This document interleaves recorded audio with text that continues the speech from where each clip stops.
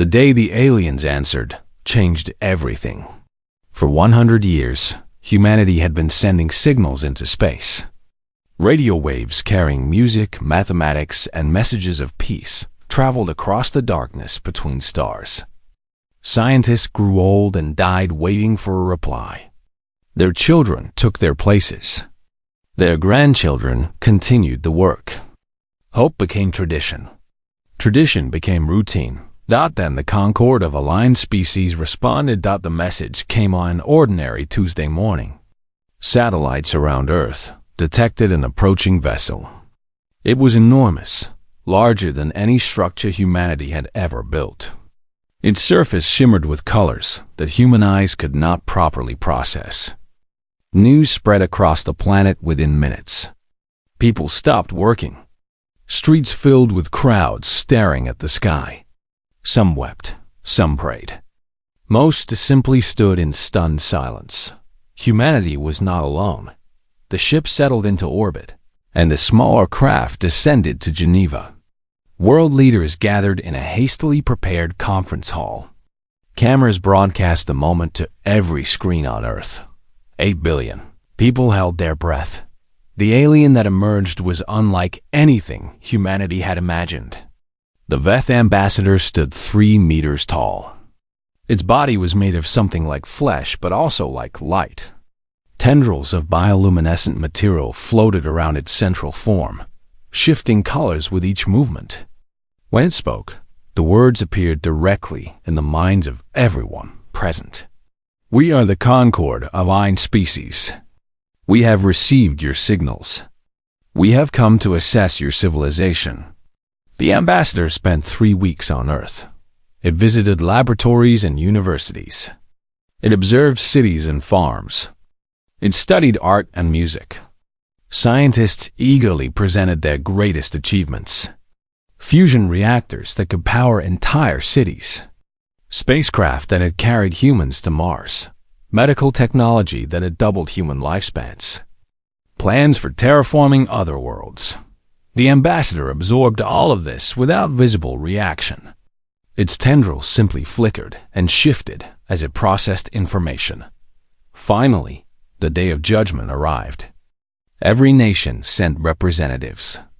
The conference hall was silent, except for the soft hum of recording equipment. The Veth ambassador floated to the center of the room. "We have completed our assessment," it announced. "Your species is adequate. You show resourcefulness for being so young. Your technology demonstrates creativity. Your art suggests emotional depth." Hope swelled in the room. People leaned forward in their seats. "However," the ambassador continued, "you lack psionic capability. Your minds cannot connect to the lattice, the network that binds all Concord species together. You have no faster-than-light travel. You cannot contribute to our civilization in meaningful ways." The hope began to crack. The Concord has deliberated. Earth will be designated a protected wilderness. No species will be permitted to harm you or exploit your resources.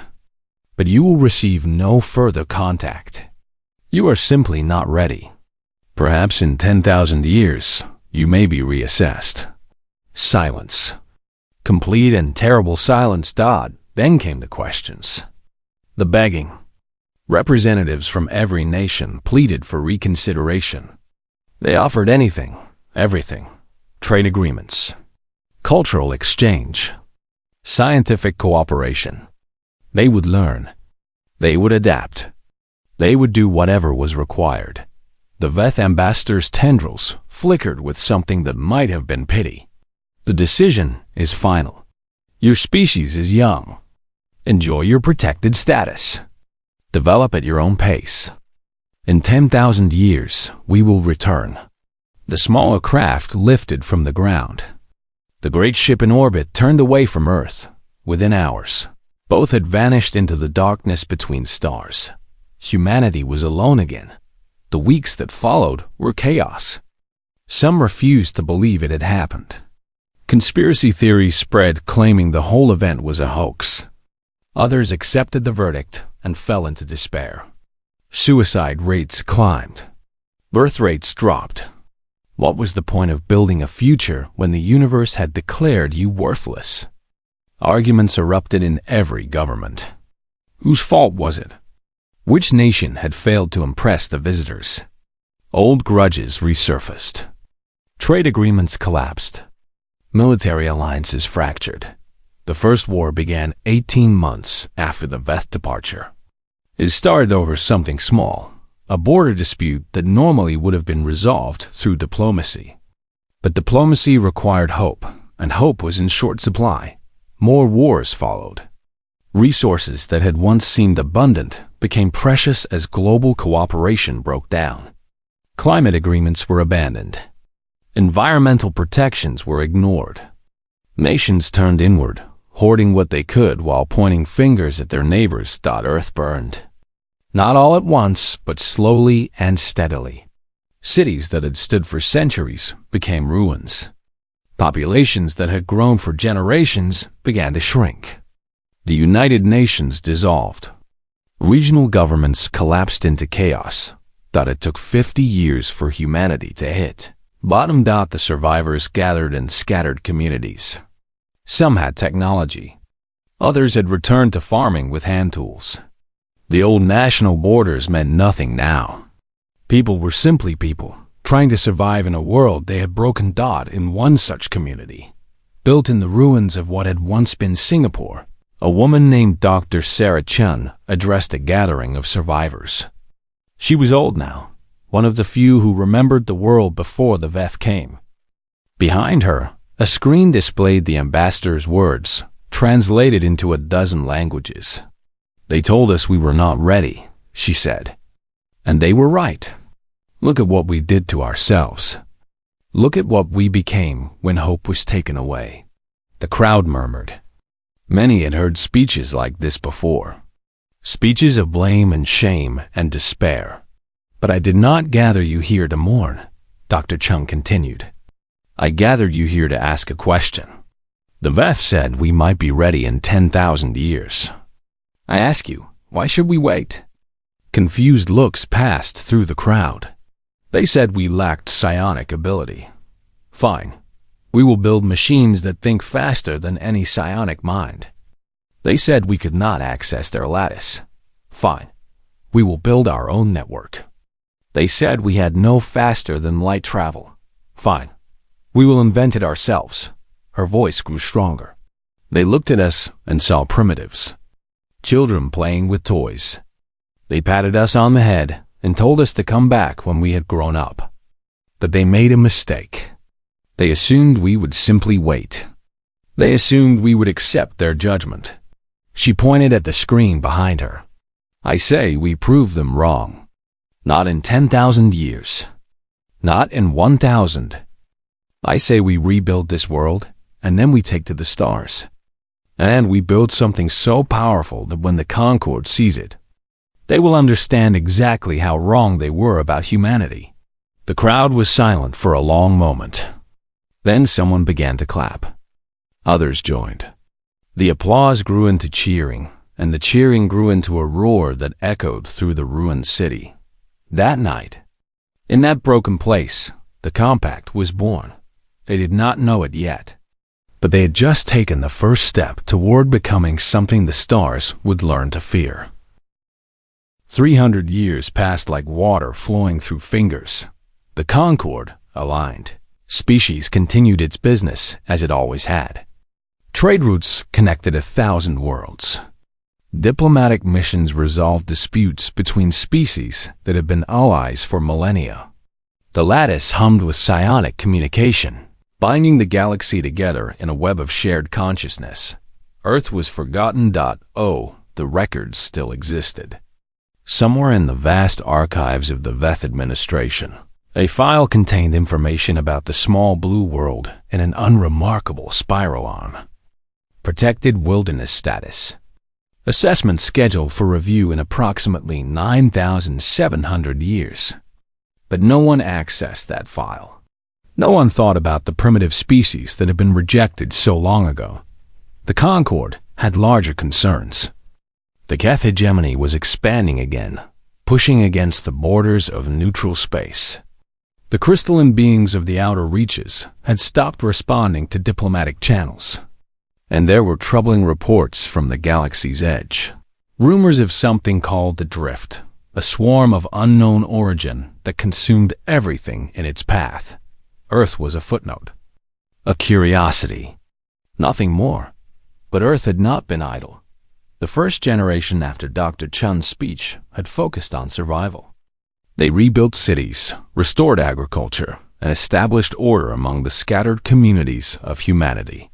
The compact grew from a loose alliance into a unified government, bound not by geography, but by purpose. The second generation focused on education.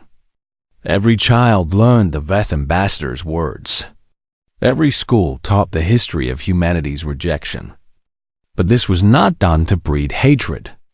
It was done to breed determination. The children of the compact grew up knowing that they had something to prove. The third generation began to build.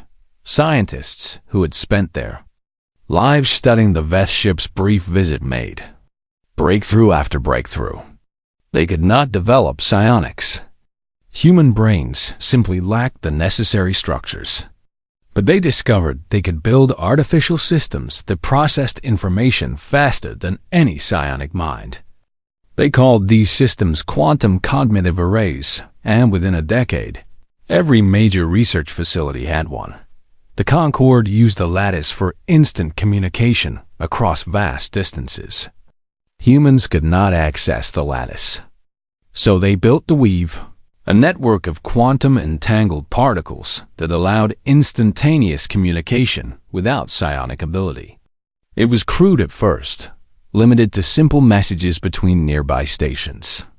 But each year, it grew more sophisticated. Faster than light travel proved the most difficult challenge. The Concorde used a method called phase shifting, sliding through dimensions that humans could not perceive. Without psionic sensitivity, this method was impossible. So humanity found another way. They called it fold space technology.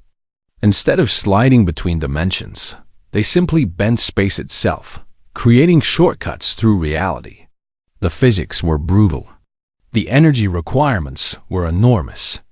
The first test ship was powered by 3 fusion reactors and could only travel a few light years. But it worked.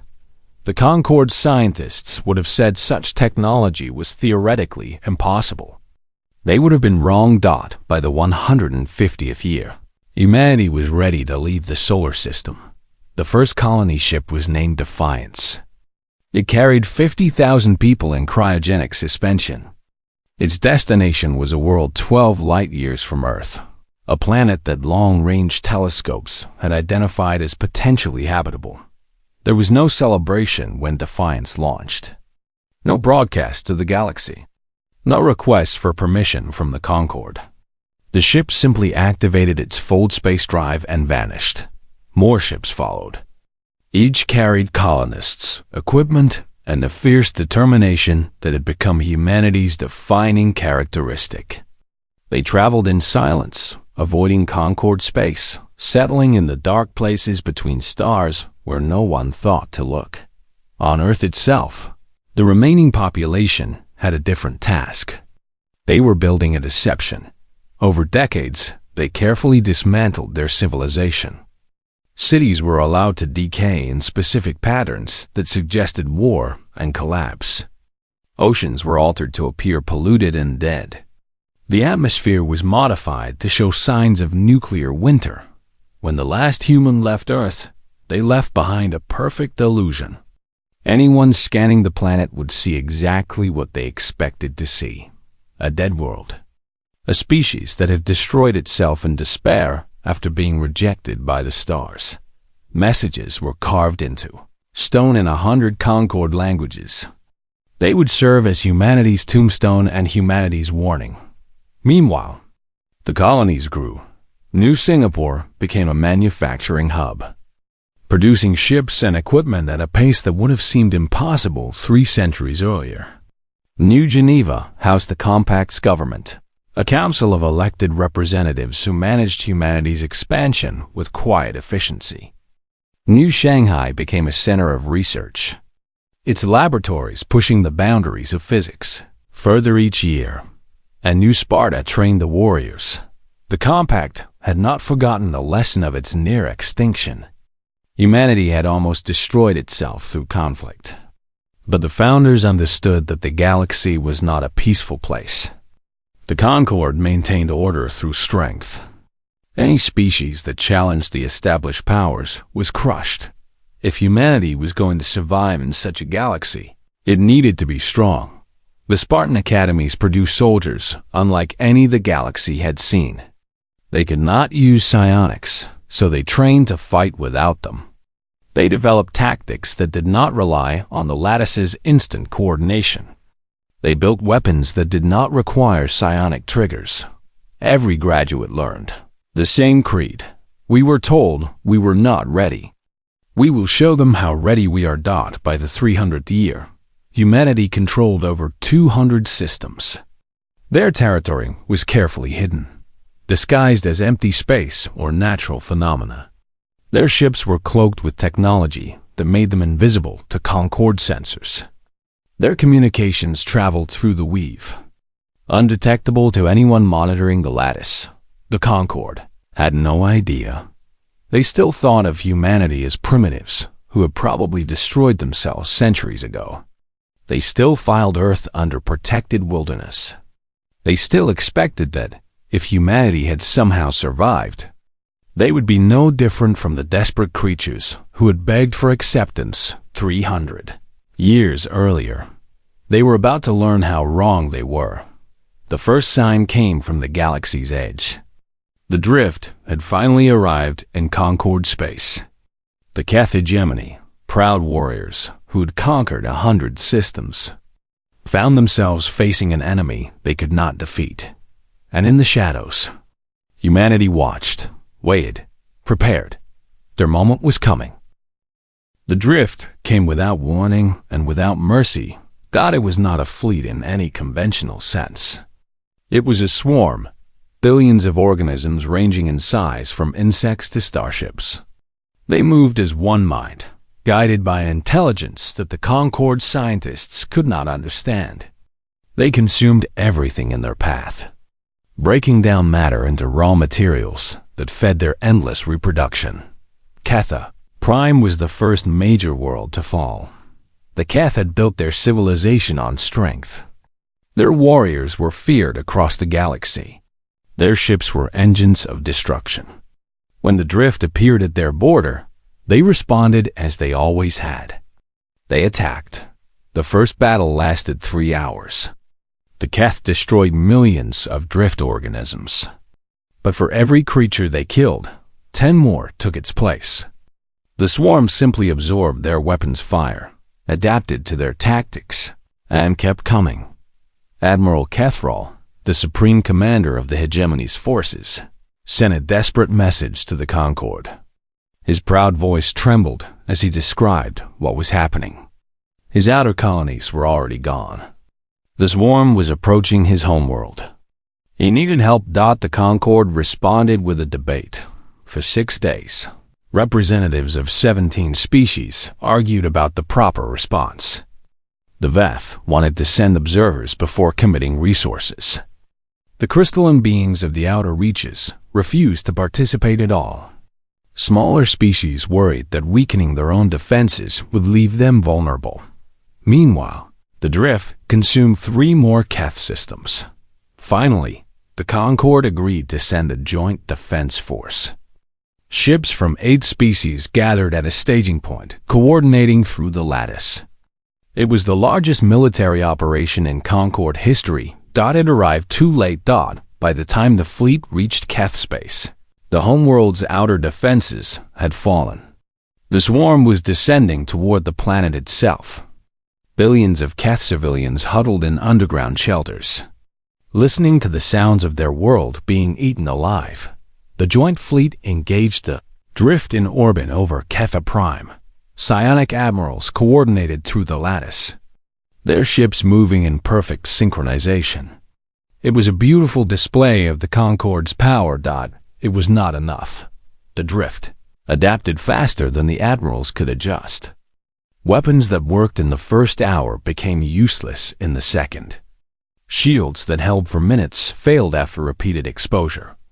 The swarm learned from every attack and evolved countermeasures in real time. After 14 hours of fighting, the joint fleet had been reduced by half. The drift had not been stopped. The Keth Admiral broadcast a final message, accepting that his world was lost. Then something impossible happened. Space itself seemed to tear open. From the wound in reality emerged ships unlike anything the Concorde had ever seen. They were angular, built of black metal that absorbed light. They bristled with weapons that did not match any Concorde design. They moved in formations that required no psionic coordination, yet achieved perfect synchronization through some unknown method. There were hundreds of them. Then thousands. The unknown fleet did not hesitate. It drove directly into the heart of the drift swarm, weapons firing continuously. Beams of focused energy cut through drift organisms like fire through paper. Missiles detonated in the swarm's densest clusters, releasing payloads that seemed to dissolve organic matter on contact. The drift tried to adapt. For the first time, it failed. Whatever weapons these strangers were using, they changed faster than the swarm could evolve defenses. Each time the drift developed resistance to one weapon, the fleet switched to another. The battle lasted 6 hours. When it ended, the drift swarm over Ketha Prime had been completely destroyed. Billions of organisms reduced to ash floating in the void. The planet below was scarred and damaged, but it still existed. Billions of Keth civilians were still alive. The surviving Concorde ships floated in stunned silence. Through the lattice, admirals and captains shared their disbelief. Who were these strangers? Where had they come from? How had they done what the combined might of the Concorde could not? Then a message broadcast on all frequencies, in every Concorde language. This is Admiral Chun Wei of the Terran Compact Navy. We have eliminated the immediate threat to this system. We will now withdraw. Do not follow us. The unknown fleet turned away from Ketha Prime. Space tore open again, and they vanished as quickly as they had appeared. Terran. The word echoed through the lattice. Terran. From Terra. From Earth. That was impossible. Earth was a protected wilderness. Its primitive inhabitants had surely destroyed themselves centuries ago. The Veth had assessed them personally. They had been adequate at best. Resourceful but limited. Lacking in every quality that mattered. How could they have built a fleet that made the Concorde look like children playing with toys? The Concorde's intelligence divisions mobilized immediately. Every database was searched. Every record was examined. The Veth were forced to release their full assessment files from 300 years ago. And then someone suggested the obvious. Send ships to Earth. A task force of the fastest vessels available made the journey. They expected to find a dead world, confirmation that the humans they had just witnessed were some kind of remnant. Survivors who had fled before their civilization collapsed. Instead, they found exactly what they expected, but in the wrong way. Earth was dead. Its cities were ruins. Its oceans were polluted. Its atmosphere showed signs of nuclear exchanges. Messages carved in stone confirmed that the species had destroyed itself in a series of wars following the Veth. Rejection. But something was wrong. Careful analysis revealed that the ruins were too perfect. The decay patterns were artificial. The pollution was maintained by hidden systems. The entire planet was a stage set, carefully designed to fool anyone who came looking. And then they found the other messages, carved deeper, hidden beneath the obvious ones. You told us we were not ready. You were right. So we got ready. We learned from your rejection. We built in the shadows. We grew strong while you forgot we existed. You are reading this because you finally came looking for us. That means something has happened. Something that made you wonder if perhaps you were wrong about the primitive species you abandoned 3 centuries ago. You were wrong. We are no longer on Earth. We are everywhere. And we are coming. The task force commander read the message 3 times. Then she ordered her ships to return to Concord space at maximum speed. The galaxy had a new power, and no one knew what it wanted. The months following the Battle of Ketha Prime were chaos. Throughout the Concord, species that had been confident in their place in the galaxy suddenly found themselves questioning everything.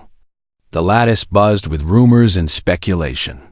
Some claimed the Terran fleet was a myth, a mass hallucination caused by drift interference. Others insisted it was a trick by the Keth to embarrass their rivals. Then the compact revealed itself, and denial became impossible. It began with territorial claims. The Terran Compact Navy broadcast a simple message to every system in the galaxy. It contained coordinates, thousands of them, marking the boundaries of human space. The Concord's cartographers were horrified. According to their maps, most of those systems were empty, uninhabited, worthless stretches of void between the stars where no species had bothered to expand. But when scouts were sent to verify, they found something very different. The systems marked by the compact were not empty. They were filled with stations and shipyards and colonies. Billions of humans lived in space that the Concord had written off as useless. They had built an empire in the darkness, hidden in plain sight for 3 centuries. The implications were staggering. Human territory was larger than the Keth hegemony.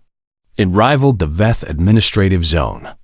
A species that had been dismissed as primitive children now controlled more space than some of the Concord's founding members. The next broadcast was not an announcement. It was a demand.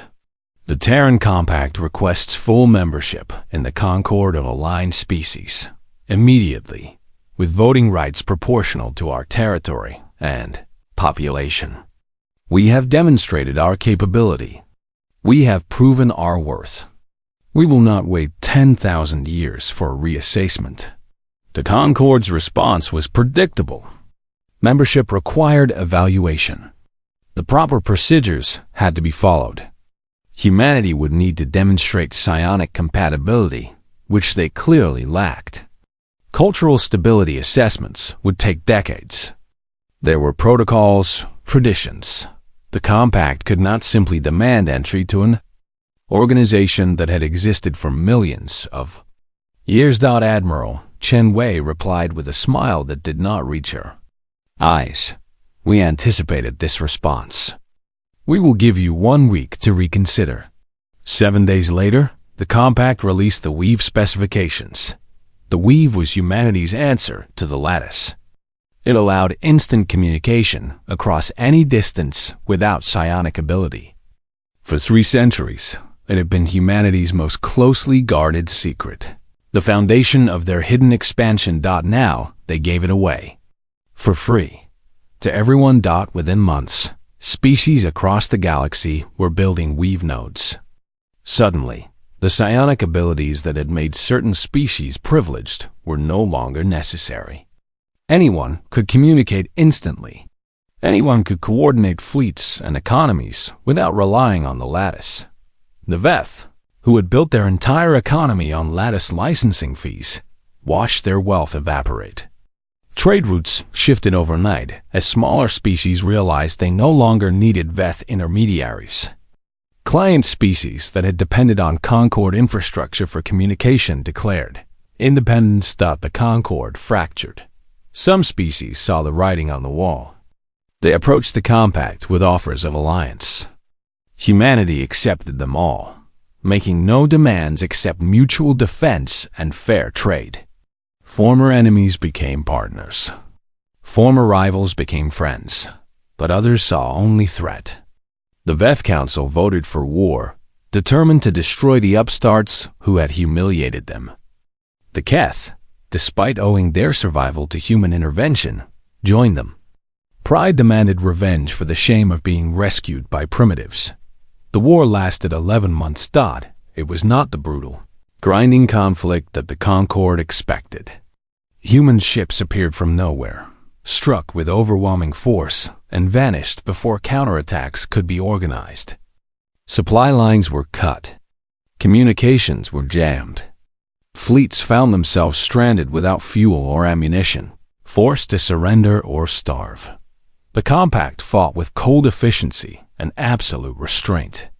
They destroyed military targets only. They evacuated civilian populations before attacking industrial centers. They offered surrender terms that were firm but fair. Many species accepted. The coalition against humanity shrank with each passing week. Finally, only the Veth and their closest allies remained. Their fleets gathered for a final stand at the Veth homeworld, the heart of the species that had rejected humanity 3 centuries ago. The Compact fleet arrived and did not attack. Instead, Admiral Chen Wei broadcast a message directly to the Veth population.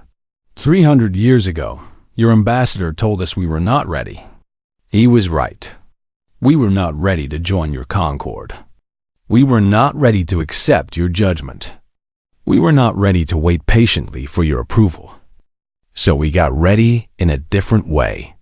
We built something new, something that does not require your permission. She paused, letting the words sink in. We could destroy your fleet. We could devastate your homeworld. We could do you what you assumed we would do to ourselves. But that is not why we are here. We are here to offer you a choice. The display behind her changed, showing a schematic of a terrifying weapon. It was a device that could collapse a star into a contained singularity, destroying an entire system in moments. We have used this weapon once on an uninhabited system to prove it works. We have no desire to use it again, but we will if we must. Not to conquer you, not to destroy you, simply to ensure that you understand the galaxy has changed. The old order is over. You can adapt to this change, or you can be left behind. The choice is yours. The Veth Council debated for 6 hours. Then they surrendered. The war was over, but the transformation of the galaxy had only begun.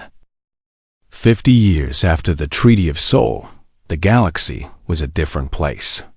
The Concorde of aligned species no longer existed. In its place stood the assembly of aligned worlds, a body built on principles that would have seemed impossible a century earlier. Every species had an equal voice. Technology was shared freely. No world could be declared unready and abandoned to silence. Humanity held no special position in this new order. They had insisted on that. The architects of the Compact had understood something that their ancestors had missed. Power used to dominate would eventually inspire resistance. Power used to build would create lasting peace. They had spent 3 centuries becoming strong enough to destroy the Concorde. Then they had chosen to build something better instead. To weave connected worlds that had never communicated before. Species that had been enemies for millennia discovered common ground. Trade flourished without the old gatekeepers taking their cut. Ideas flowed freely, sparking innovations that benefited everyone. The drift still lurked at the galaxy's edge, but it faced a united front. Human Vethketh and dozens of other species served together in the border fleet. The weapons humanity had built in anger now protected everyone equally. Young officers from 100 worlds trained at academies where the instructors might be human, crystalline, or Keth without anyone thinking it strange. On New Earth, the garden world humanity had chosen as their new home, a monument stood in the capital's central plaza.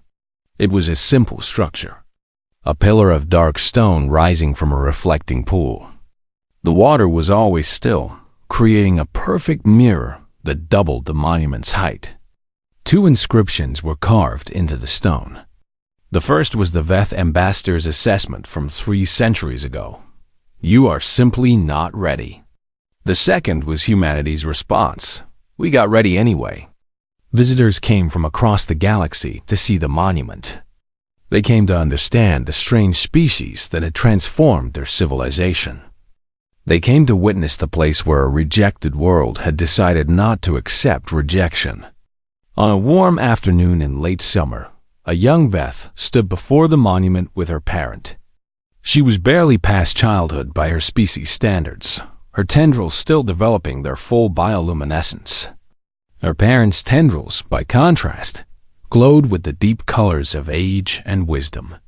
They had been standing in silence for a long time when the young one spoke. "I do not understand," she said. "The humans were strong enough to destroy us. After what we did to them, no one would have blamed them. Why did they not take revenge?" Her parent considered the question carefully. "Because," the elder Veth said, "they did not want to become what we were." "What do you mean?" "We looked at them and saw primitives. We judged them by our standards and found them lacking. We decided their fate without asking what they wanted. We were arrogant, and our arrogance nearly destroyed them." The elder's tendrils shifted to contemplative colors. If they had destroyed us in return, they would have become the same. They would have been the powerful species deciding the fate of others. They would have been the arrogant ones judging who deserved to exist. They did not want that. They wanted to prove that there was a better way.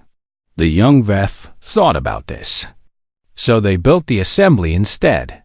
Yes, not because they were weak. Not because they could not conquer.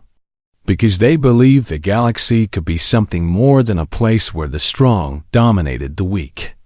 And they were strong enough to make that belief into reality. A human family walked past them, parents and 2 children enjoying an afternoon outing. The children were playing some kind of game, laughing as they chased each other around the reflecting pool. The human parents nodded politely to the Veth observers. "They seem so ordinary," the young Veth said. "They are ordinary," her parent replied. "That is the point. They are not gods or monsters. They are simply people who refuse to accept the limits others placed on them. Anyone could do what they did. Anyone who was determined enough. Anyone who was willing to work hard enough. Anyone who was patient enough." The young Veth looked at the monument again. The words carved there seemed different now. Not a boast or a threat. Just a statement of fact. "We got ready anyway. Do you think they have forgiven us?" she asked. Her parent was quiet for a long moment. "No," the elder finally said. "I do not think so. Forgiveness is not something you can demand or expect. It must be earned over time, through actions, through trust built slowly and carefully. We are still earning it. We will be earning it for a very long time. Does that make you sad?" "It makes me grateful. They could have demanded our destruction. Instead, they demanded only that we be better.